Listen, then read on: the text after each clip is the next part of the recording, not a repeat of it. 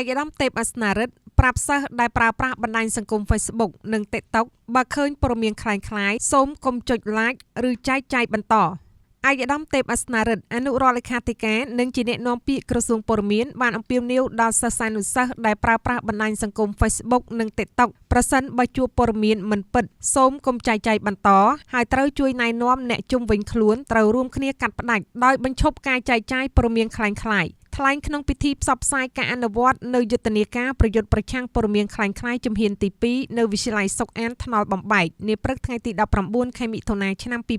2026ដែលមានការអញ្ជើញចូលរួមពីឯកឧត្តមកឹមហុងអនុរដ្ឋលេខាធិការក្រសួងព័ត៌មានទទួលបន្ទុកការងារមន្ទីរព័ត៌មានខេត្តតាកែវរួមទាំងលោកស្រីប្រធានអនុប្រធានលោកគ្រូអ្នកគ្រូយុវជនកាយរដ្ឋកម្ពុជាយុវជនកាកបាទក្រហមកម្ពុជាយុវជនសសយក និងបងប្អូនសិស្សានុសិស្សសរុបប្រមាណជាង 1000 នាក់ឯកឧត្តមទេពអស្នារិទ្ធបានមានប្រសាសន៍ថាព័ត៌មានคล้ายៗគឺជាអាវុធលាក់មុខដែលអាចបំផ្លាញទំនុកចិត្តសណ្ដាប់ធ្នាប់សង្គមនិងកិត្តិយសបុគ្គលបានយ៉ាងងាយដូច្នេះបងប្អូនយុវជននិងបងប្អូនប្រជាពលរដ្ឋទាំងអស់ដែលប្រើប្រាស់ Facebook TikTok មុននឹងចុច Like ឬចែករំលែកព័ត៌មានណាមួយសូមអនុវត្តគោលការណ៍អង្កេតមុនជឿពិចារណាមុនចែករំលែកដោយត្រូវផ្ទៀងផ្ទាត់ប្រភពឲ្យបានច្បាស់លាស់ពីស្ថាប័នផ្លូវការដើម្បីរួមគ្នាបង្កើតសង្គម Digital មួយដែលមានសុវត្ថិភាពនិងទំនុកចិត្តឯកឧត្តមអនុរដ្ឋលេខាធិការក្រសួងព័ត៌មានបានណែនាំដល់យុវវ័យត្រូវប្រើប្រាស់បណ្ដាញសង្គមផ្ទាល់ខ្លួន Facebook TikTok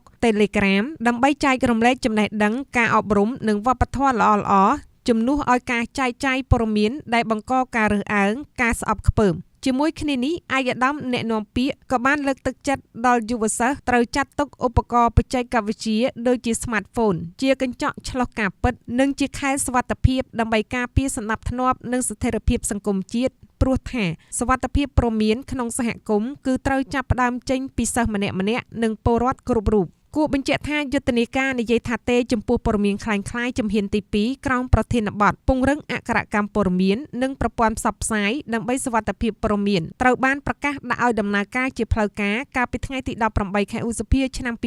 2026នៅវិទ្យាល័យសម្ដេចហ៊ុនសែនប៊ុនរ៉ានីវត្តភ្នំក្រោមអធិបតីភាពឯកឧត្តមនេតភក្ត្រារដ្ឋមន្ត្រីក្រសួងព័ត៌មានយុទ្ធនាការជំហានទី2នេះបាននឹងកំពុងធ្វើដំណើរទៅតាមបណ្ដាវិទ្យាល័យអនុវិទ្យាល័យក្នុងរាជធានីភ្នំពេញខេត្តព្រះវិហារខេត្តតាកែវនិងបន្តទៅខេត្តផ្សេងៗទៀតជាបន្តបន្ទាប់នៅទូទាំងប្រទេសក្នុងឆ្នាំ